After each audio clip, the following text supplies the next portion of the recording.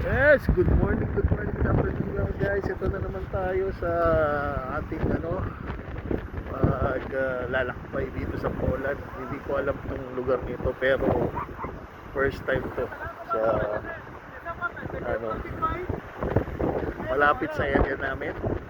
Maybe around 4 to 5 kilometers sa area. Hindi ko akalain may beach pala dito. So ito, ayan. Ayan yung beach. First time in my life na makakita ng ganito. Not in my life pala. Hindi dito naman nakapunta dito sa ano. So yan, papakita natin. Sa Monday, last day ng ating vacation. Ayan. Yan po ang ating ano. So medyo malamig-lamig pa pero wala tayong magagawa pero kailangan makita natin ang ano. So yan, meron tayong ayun yung ano.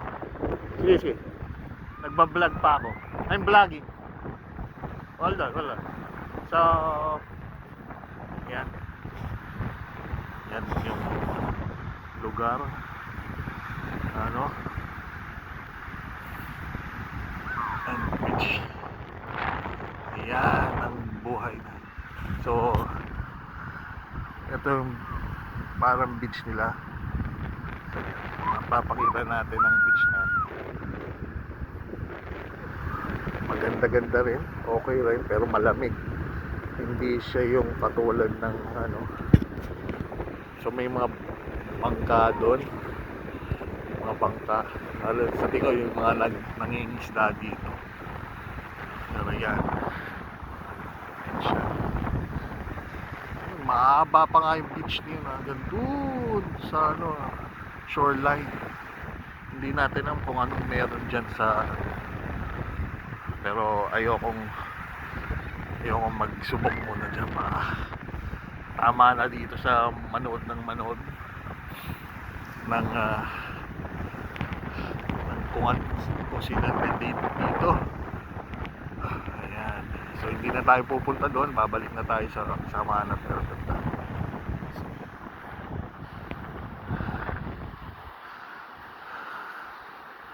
Ganda siya.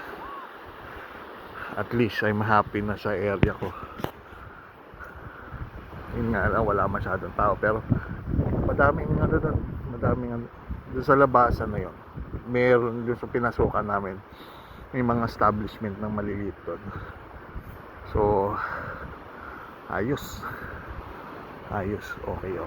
So ayan, next time babalik tayo, magre-relax tayo dito, mag-isip-isip, buhay, nangangarap. Nandun pa yun. Madami pa taon doon, no? Hindi ko rin alam kung paano. So later, just relax. Wow, lamig ng hangin. Mas lalo na kung sakaling ano,